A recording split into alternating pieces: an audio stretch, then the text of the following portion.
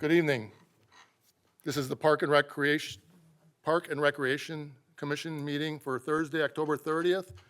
I'll call the meeting to order. We do have a quorum, and if you'd join me for the Pledge of Allegiance. I pledge allegiance to the flag of the United States of America and to the republic for which it stands, one nation, under God, indivisible, with liberty and justice for all. Okay, first order of business is approval of the minutes from September 23rd meeting. Move to approve. Second. There's a motion and a second. Any discussion or corrections? All those in favor signify by saying aye. Aye. Opposed? Motion carried. New business. Mike's going to talk about the full circle sculpture. All right, thank you. In 2024, the full circle sculpture was placed along Veterans Avenue Riverwalk. Recently, it has been determined that this sculpture at this location has a negative impact on the floodplain. The sculpture will need to be relocated. Our department has worked closely with the West Bend Friends of Sculpture, also our planning division and things like that, to determine a better location for the sculpture. And we have all determined that the location in Old Settlers Park that we have on a map would definitely work. The donors, the specific donors from West Bend Friends of Sculpture were on site. They agreed with the location.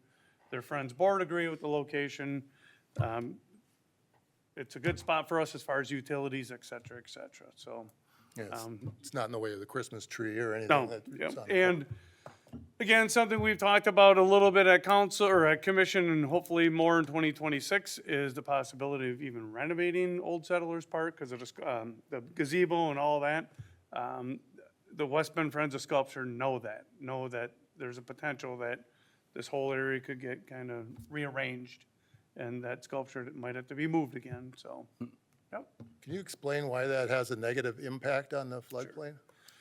So there's one thing I did leave out of the memo is anything within eyesight as far as sculptures go, large structural changes, anything within eyesight of MOA, they have part of their agreement with the city.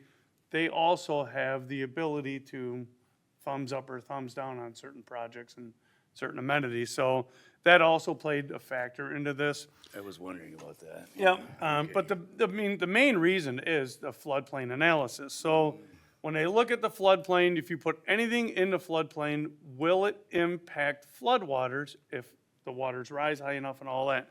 And I know in August we had a 5 or 1,000 year flood and all that. I don't make the rules. That comes from FEMA, the Army Corps of Engineers, and all that stuff. So if we place the sculpture, and it's mainly the base, in the floodplain, it will displace enough floodwaters that would have a negative impact on something downrange. Also, the one thing they look at when you put things in floodplains, during a flood, will they basically break loose and become debris then going down the range? They don't want that. Like our bridges and all of those things. We have a 1,000 year flood, those white pedestrian bridges downtown aren't going anywhere. You look at the bridges in Riverside Park and Kuss Creek and all that, we build those, they don't move. They get flooded, they're underwater at times, but they don't move. Right. Because you don't want things breaking loose and going, we have enough of that, trees and all that other stuff, so. So why didn't that come up in the initial install? It's a great question. I was instructed after this thing moved around downtown and things like that, about 14 different locations, let's put it here and be done with it. Okay, okay, gotcha. That came from my supervisor Yeah, at the yeah, time. yeah, okay. Let's put it here, it's Yeah, done, right. everyone's happy. Well, Well, most, not everyone was happy, and we went through the formal steps and the floodplain analysis, et Okay. cetera. Other features along the Riverwalk, okay, the bird, okay? The West Bend Friends of Sculpture, we worked with them on that. Their floodplain analysis cost them $5,500. extensive research Ju- went ju- into that. just to That's do why I the asked that analysis, question yeah. about this, yeah. And we are also fortunate, SEH, the engineering firm that we worked with for the Riverwalk, they have all of the information. So when we do these floodplain analysis down there, it's not that we have to send a new survey crew down or anything like that. We tell West Bend Friends of Sculpture, go to SEH. Yes, it's gonna cost money, but they have all the information that they can do the study for them.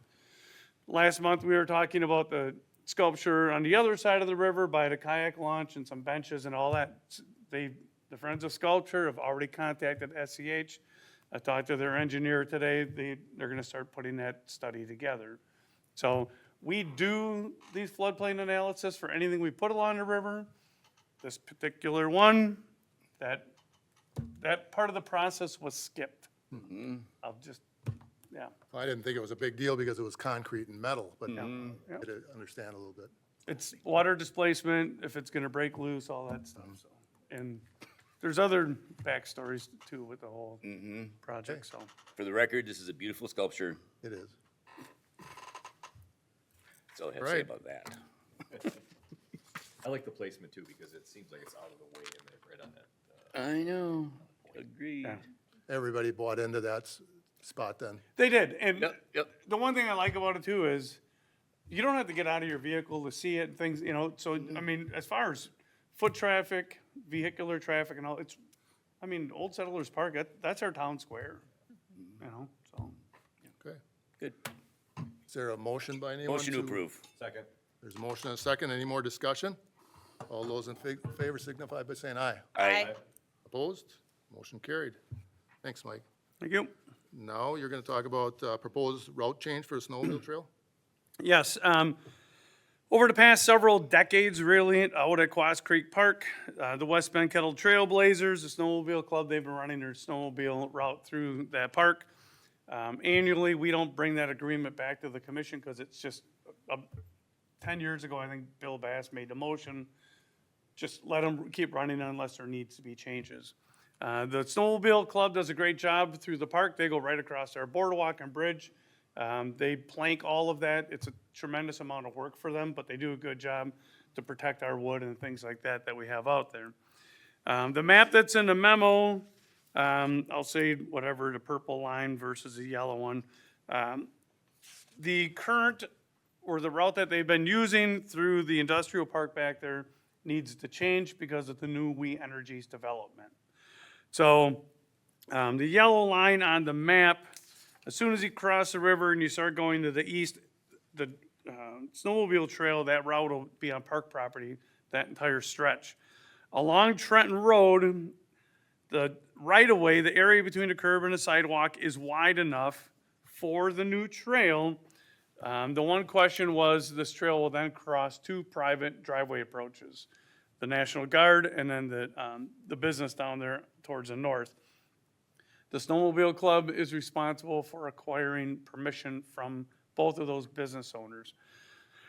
Myself, the police chief, our city engineer, all the departments say this is all great, except three of us are like, they need to have permission from those two private property owners to, make this a viable option.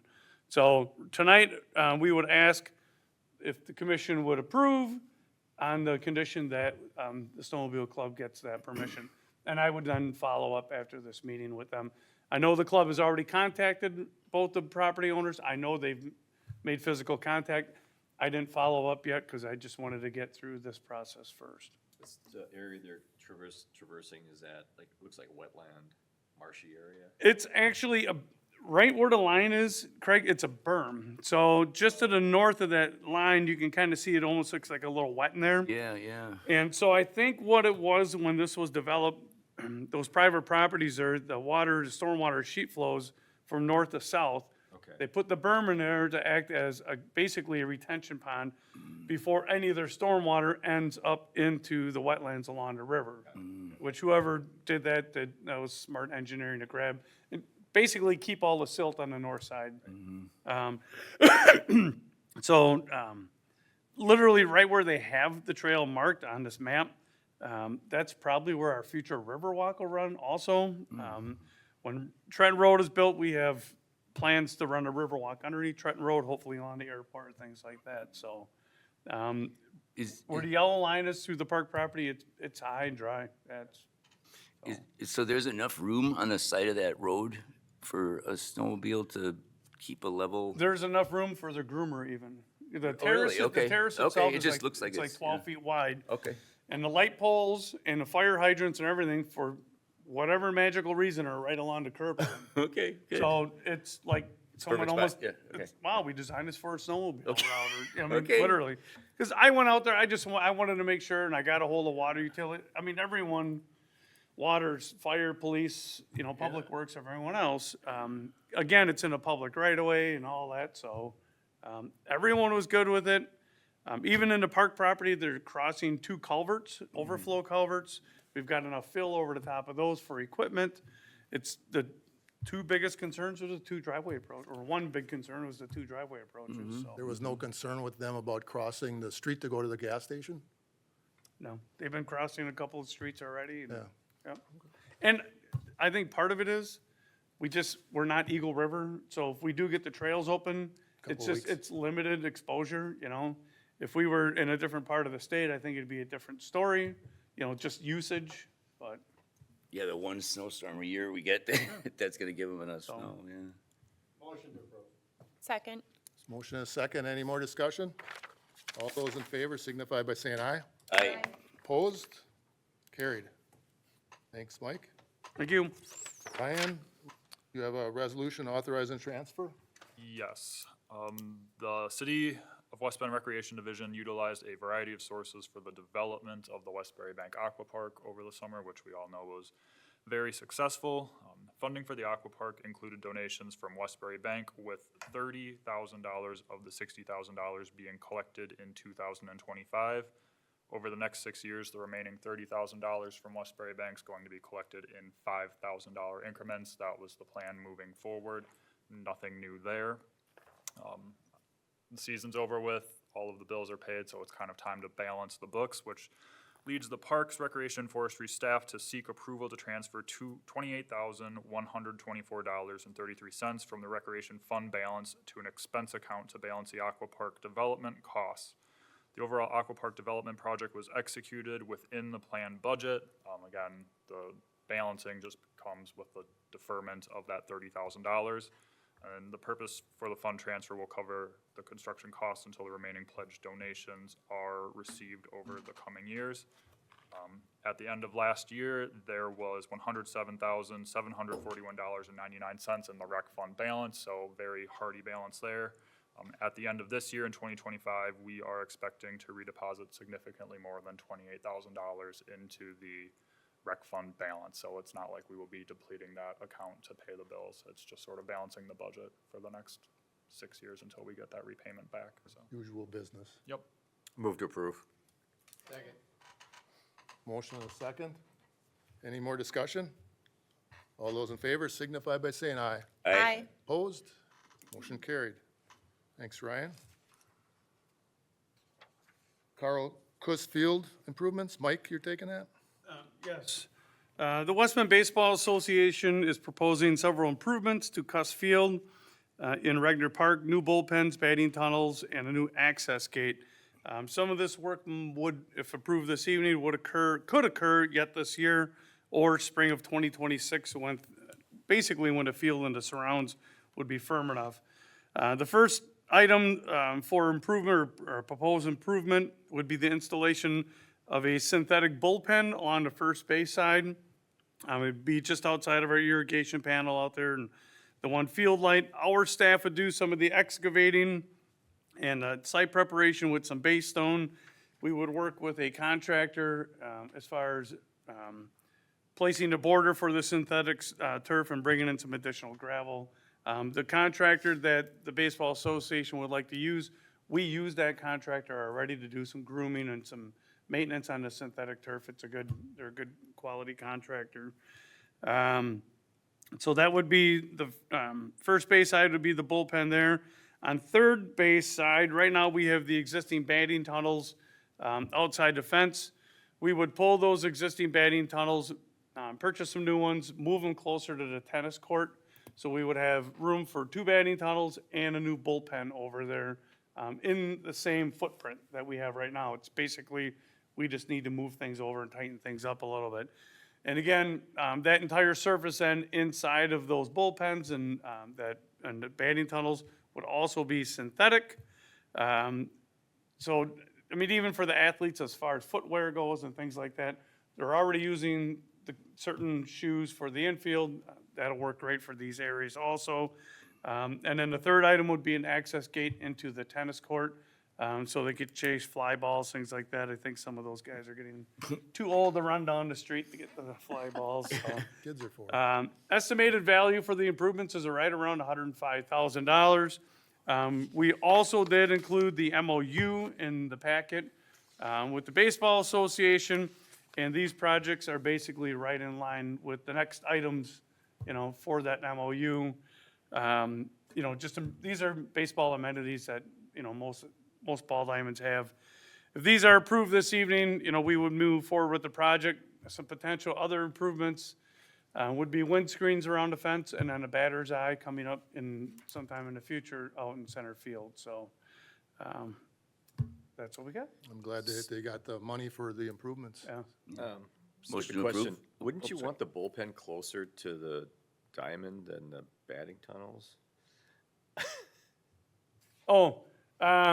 Part of it is room. It's just physically getting it all in there. You mean just The ones- basically the ones on swapping the- them? Yeah, right, swapping them. So part of it is, Coming in out of the bullpen, you wanna, that's part of it. It's just easier access because the gate's right there. Where the yellow bullpen is, sorry, trying to look at Justice's map. Where the yellow bullpen is, that's right where the access gate is. oh, okay, got it. Yep. They know what they're doing. All right, Motion to approve? Second. motion and a second. Any more discussion? All those in favor signify by saying aye. Aye. Opposed? Motion carried again. Thank you. And historical kiosks. Mike? Thank you. The Ziegler Family Foundation would like to donate 3 historical kiosks to be placed at the place of origin. Recently, the Ziegler Family Foundation has been working with the Tower Heritage Center on developing these 3 historical kiosks that they would like to place in the park. They wanted them, the Tower Heritage Center, rather, they're the ones with the accurate information, basically. So they wanted to make sure that the photos were accurate, the dates and the information were accurate. The Zieglers had some real solid information, but it was just a great way of kind of dotting the i's and crossing the t's to make sure that if these go out, that it's all accurate. These kiosks will display the history and importance of this site. The Ziegler Family Foundation would like to donate these 3 kiosks at a value of about $5,000. Our staff would do the installation. They're not made yet and all that stuff, so I don't know if it would be 2025 or 2026 for an install. I walked the site with some of the family members. I didn't provide the greatest map in the packet, but we know where the property lines are, we know where the floodplains are and all that stuff. The Zieglers are not gonna do a floodplain analysis and all that. We'll keep these high and dry. And the way the walk is now, we can put these in highly visible locations where even someone with a mobility device and things like that, they can see them, they can read them. All of that seemed to check out. The proposed information's in the packet. Again, it'd be 3 kiosks. I did check with development as far as our sign ordinance goes and all that stuff. They have no concerns with these whatsoever, the size of them. And they're informational. They're not marketing, they're not trying to sell anything. It's not a billboard on city property or park property or anything. No lighting or anything, just. No lighting, yep. They'll be wonderful. 2 of them will be located right by overhead lights. One will be close to one, Craig, yeah. So they have to build the kiosk, but this is the final product of the, This is what they Looks would, good. yeah, this is what they would look like, and then the one slide has the, kind of the dimensions and how they would look, so, So they're not huge, that was one concern, okay, how big and all that, but, yeah, they're aluminum, maintenance-wise and all that, at some point in time, I would assume maybe the board itself might fade and things like that, but, everything, the materials they're using, the aluminum, et cetera, should be of quality and, no low maintenance really, so. Does it kind of match the railings and things that are there already? It'll be very similar to Yeah, it, yeah. Yep. Oh, I think it's a nice idea. Yeah. Motion to approve. Second. A motion and a second. Any discussion? All those in favor signify by saying aye. Aye. Opposed? Motion carried. Program fees, Ryan? Yup, just a couple of changes to highlight. The first being archery. We had done $5 per class for residents, $7.50 for non-residents. Asking permission to bump that to $6 for residents, $9 for non-residents. Arrows are expensive. In the 3.5 years I've been here, I've tried just about every type of arrow imaginable, and they all last about the same. Looking at my expense report for this year, I've spent $483 on archery supplies. I would bet 90% of that was arrows, so we have to cover the cost somehow. So the new fee structure there, gymnastics, baseball and t-ball, Regner Park ice skating, spring soccer, swimming lessons, youth tennis, youth track and field, and women's health and fitness. No proposed changes there. Moving on to contracted programs, we'll start with the no changes, which are adult ballroom dance, learn and play program with the West Bend School District, and Red Cross babysitter certification course. No changes there.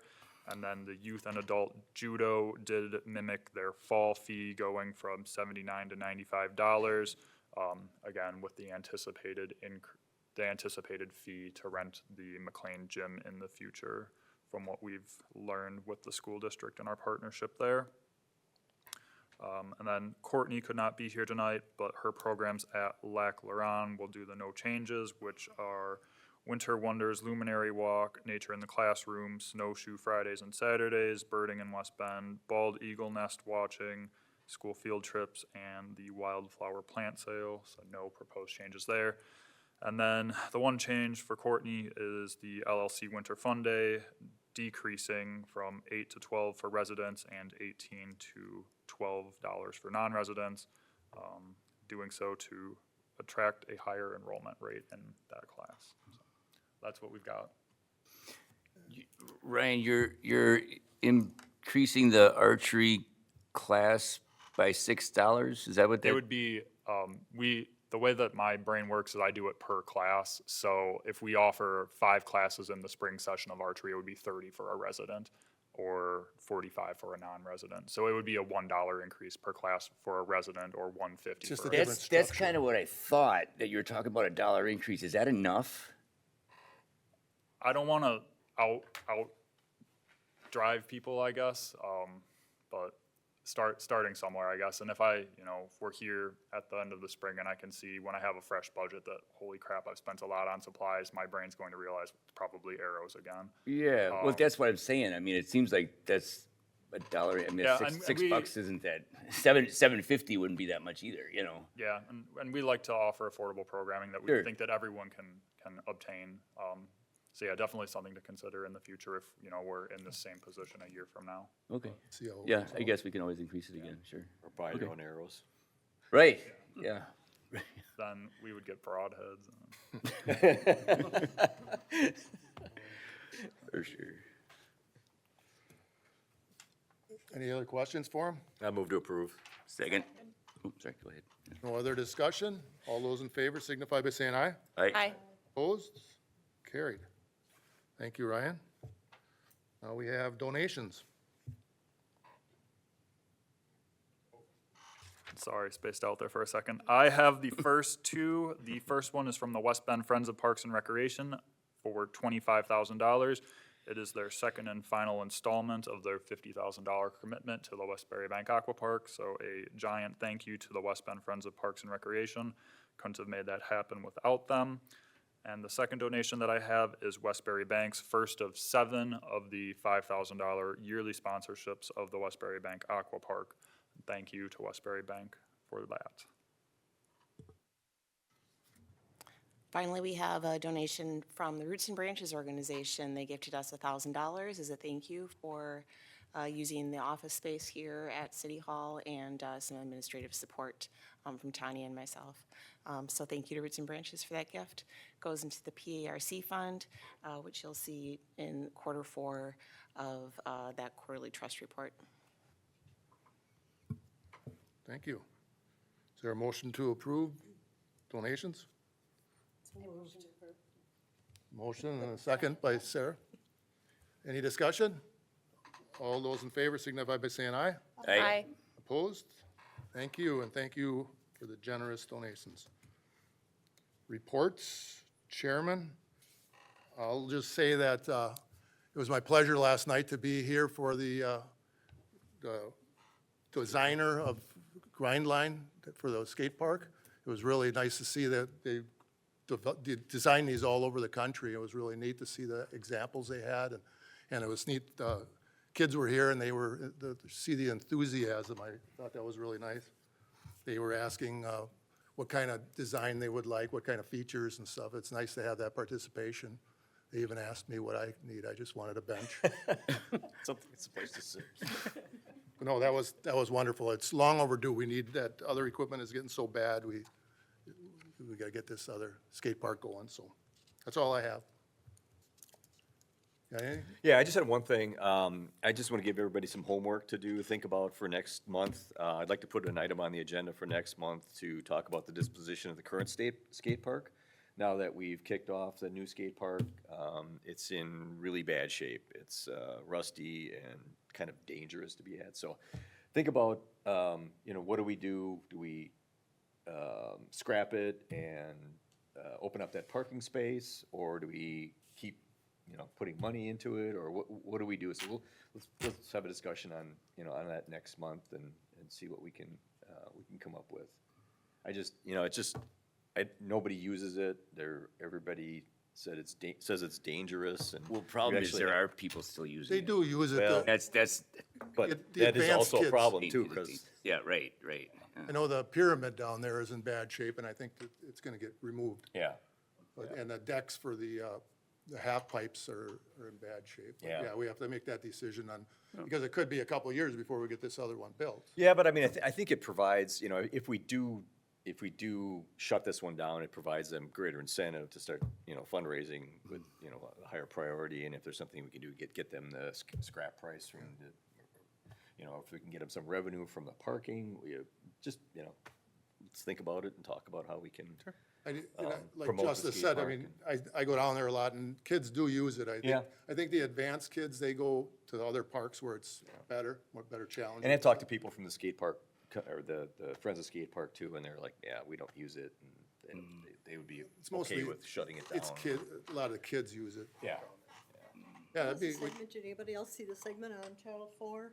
Recently, Yep. Marcus Arsfeld, Yeah. they interviewed a couple kids and they had close-ups of the equipment and it looked pretty bad. It's, yeah. It's Not a good Black eye on the picture park. for city. the skate park. Mike, you got something? Yeah, just two quick things. So, and it was mentioned already, the large pyramid that's at the skate park right now will be going away. After some back and forth discussion with Mike and Craig this week, I did a quick visual inspection on it, whatever day, I think it was yesterday, I think. And that pyramid is done, and we need to remove it. It's just beyond repairable. The remainder, so if you see us down there doing something, well, hey, we didn't even vote on it.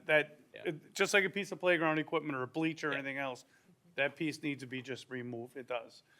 So if you see us down there, don't be like, hey, what are they doing? That's what we're doing. The rest, the remainder of it, we will leave. And there's one other panel that's loose. I talked to Dan about that. They're gonna get that repaired also. So that's just one thing I wanted to mention. Also, to follow up with what Mike said, with us hiring Grindline, Grindline's not working for us for free. That's an almost $52,000 contract. We were very fortunate that Mike Nast and his family donated $50,000 towards this process. So I want to mention that because, hey, and it was, I agree with Mike, it was great. We met with them yesterday and last evening, and it's a great company. We hired professionals to work us through this, towards a solution, but we wouldn't be here right now if it wasn't for Mike Nass and that $50,000 commitment. So That's a I great just wanted to mention that one more time. That's a great point. Yeah. Could put this on the agenda, and I encourage all the commissioners to go down there, like you said, and take a look at it. And I'll put a little history together as far as the age of the equipment and things like that. I mean, the history is long, but. If it's repairable to keep it safe without spending a lot of money, if there doesn't hurt to leave it, but yeah. And we've had requests for additional parking from the local development. Sure, okay, So- yeah. Which is fine, but I mean, we want to still have Yep.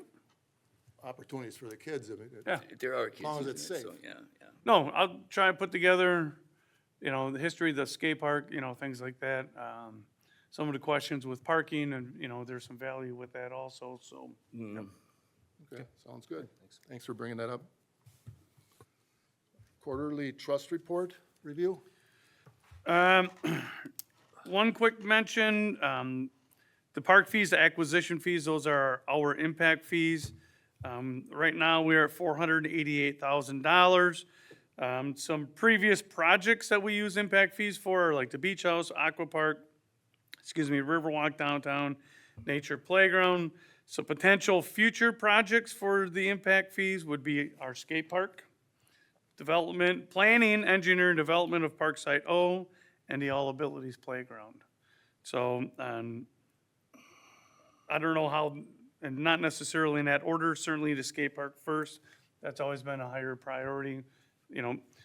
Went through, as far as large projects, we've done Kuss Field and the beach house and the Riverwalk, and skate park is kind of our next one before we get to Parkside O and the All Abilities.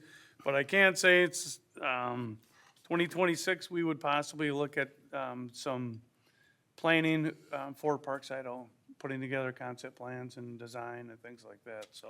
Do we have any projections on what the park impact fees additions are gonna be from the development on that side of town?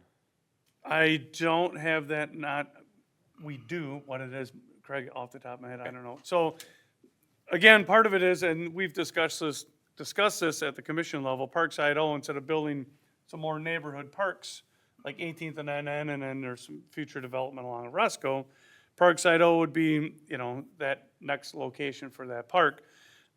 But we'd like to, again, put together a large plan, phase plan to, could we put the All Abilities in Parkside O? What else, what other amenities, other partners do we want to work with for the development of Parkside O? It's not going to be cheap to develop the entire property. I mean, I got some really cool ideas, but with the development of Parkside O is also our park and open space plan, and I'm hoping we will have money for that also next year. And the city needs to do an update on a comprehensive plan. So the reality is, we would like to hire one consultant to do the comp plan, our park and open space plan, because so much of that information is in both plans. And it's gonna be an engineering type of firm. We just hire them at the same time then to start working with us on Parkside O. So those are just mentally some of the things that I'm thinking about at this point in time. So our impact fees, we have a lot there right now. Craig's good question with 18th and NN. So we will have an increase coming here, plus everything else that's pending for that side of the city. But we're also looking at skate park, and just the planning process is not gonna be cheap. When I talk about planning process, I'm not talking about just pretty little pictures. I'm talking about soil borings, wetland delineations. We have a creek that runs through the property. I got a couple ideas on how we can get across it and all that, but we're gonna need vehicles to get across it and whatever. So, so it's not gonna be, hey, let's build Parkside O next year, because it's gonna be an extensive project. But I think, I like the idea of not building little neighborhood parks all over, consolidate, literally put our money here, and honestly, if we're gonna build Regner Park in the south end of the city, something like that. Wow, really? Okay, okay. And again, not overnight, but, Yeah, Yep. yeah. I remember that site though, yeah. so. That's what I got, Mike, kind of You? for the report. And then we got other reports. Conservation Supervisor Courtney passed along a couple quick items. Nature in her classroom started this month. It runs through April. Again, I think they're in 96 different classrooms. It's her and a small army of volunteers. The nature playground continues to be a huge success. And Courtney and the stewards are getting everything ready for snowshoeing and all that stuff out there. So I know we have no snow on the ground, but they're getting ready for it, so. I see, whenever I go by the nature playground, there's always kids out there playing. It's a great addition. And Ryan, you got anything? Yeah, a couple quick things. Swimming lessons ended October 25th, successful session. The next one will start in January and then again in February. Youth sports all wrapped up, so baseball, soccer, and gymnastics, the first part of that. Gymnastics will keep going on throughout the winter, so right now we're offering that on Wednesdays and Saturdays, so 4 sessions of that total, or 4 offerings, I guess, and each one of those is full, so keep growing our gymnastics program, which is nice to see. Dance is still in the beach house for the time being. We're hoping to get them into the LRC in the next couple of weeks as work continues there. I met with the head dance instructor, Monica, last Thursday, and I was fortunate enough to get to spend multiple hours ordering 300 dance costumes for the spring dance recital. Sounds like a simple task, but you would be shocked by how it many doesn't. times there was just the one outlier of a size that you, So check his search history. I wasn't there. So what I thought was gonna be hopefully a quick, like 2-3 hour task turned into 5 in a hurry, so. But good to get it done nonetheless. First of 3 lifeguarding courses that are planned is gonna start in November. We have 7 participants in this course, which is good. Many of them have worked for the Parks and Rec Department in some capacity in the past, so I know for 5 out of the 7 who I'll be dealing with. As we've talked about, the contract with Grindline was signed last Monday. CEO of Grindline was on site, so it was good to kind of meet who we'll be working with over the next couple of months. Community meeting last night, about 30 to 35 community members showed up and listened to the presentation there. And then in the 9 days since we signed the contract with Grindline, we released the online survey that yielded 46 results. So pretty good turnout there. Talking with Matt, the CEO of Grindline, it was pretty typical results of what he would see. So there was nothing that kind of threw him off the trail of what he would suspect to build or design, I should say. And then the winter and spring activity guide has been submitted to Conley Media for publishing, so that should be coming hot off the press pretty soon. Tanya and Carolyn do a lot of work in that, so thank you to them for all of their efforts, checking dates and prices and making sure that we didn't miss anything between Courtney and I and everyone else who submits for that. Registration for that, November 18th for residents and November 25th for non-residents. Any questions for Ryan? Yeah, how are we doing? How's the lifeguard thing going? Looking okay for next year? So I purposely, for me being the sole instructor, I'm able to go out to 10 participants. I capped this one at 7 in January. So the first planned lifeguarding course in 2026 is like February 20th, give or take, and then again in March. So January, while all the college kids are home on winter break, and I know I'll get responses, that's when I'm gonna start asking them, like, hey, what are your plans for next summer? You know, some might not know, some will be a no right away, some will be a yes right away, but that'll kind of give me an inkling of, okay, Sure. I need to hire 15 more, or 10 more, wherever I'm at, so. Yeah, it's early, I so, intentionally kept this one lower. nice. Awesome, thanks. Thanks. If our project manager was here, he would tell us that the handicap parking spots by Labyrinth is completed. Oh, is it really? Yeah, other than the Jeez, I backfill. drive right by there, I didn't even notice Yeah, that, was okay, there- through there today. nice. Yeah, looks good. They got it striped, lined, or whatever you call it, and good. Okay, Mike, you got anything? Yeah, I also have a couple of quick items for Dan. I'll just do it all at once. Dan wanted to mention that the guys have been working at Riverside Park on the new batting tunnels. That was, again, a Thunder Baseball donation. The commission gave them the green light about 3 years ago for that project. It's about a $35,000 project where Thunder Baseball is paying for all the equipment and our staff is doing the install. Also, facility shutdown this time of year, winterizing buildings, irrigation systems, all that. We are working through that. And I don't know if you saw the press release go out, we are looking at a prescribed burn next week, Monday, and then also November 17th, Riverside Park and out at the Conservancy. We tried to burn this spring, it was a little too wet. Lots of questions, when's the best time of the year to burn, not burn, and all that, whatever. If you burn in the spring, will you damage any nesting birds and things like that? You could. You burn in the fall, where the insects can hide all winter and this and that, whatever. Well, I can tell you, West Bend's 9,000 acres, and if we burn 20 acres at Riverside Park, I think our insect populations will be just fine. And to be honest with you, burning is the most natural and most beneficial maintenance practice we could ever do to I'm these sure areas. that's true, yeah. So, my last items, I gave everyone the capital budget for next year that was approved at the last council meeting. I'm going to jump ahead to, I'm not going through this whole thing. I'm gonna go to page 3. I got a nice little pie chart up on top.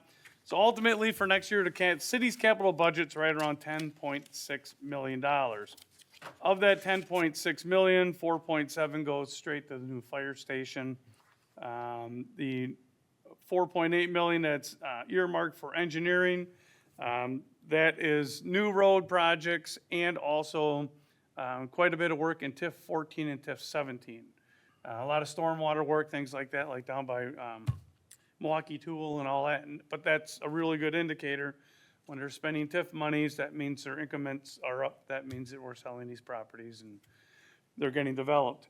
So again, I'm not gonna go through all of it. Over the last couple of years, or during the past couple of years, our department annually received about $300,000 in capital funds.